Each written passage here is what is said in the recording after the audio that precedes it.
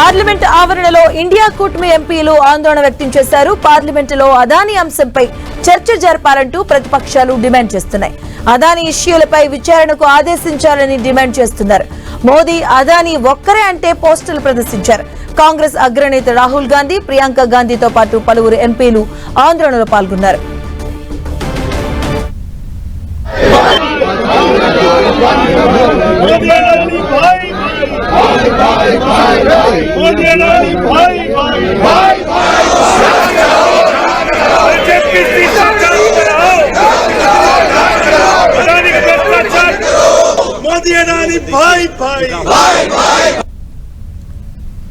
Parliament ఆవరణలో India కూటమి ఎంపీలు ఆందోళన వ్యక్తం చేస్తున్నారు. పార్లమెంటులో అదానీ అంశంపై చర్చ జరపాలంటూ ప్రతిపక్షాలు డిమాండ్ చేస్తున్నాయి.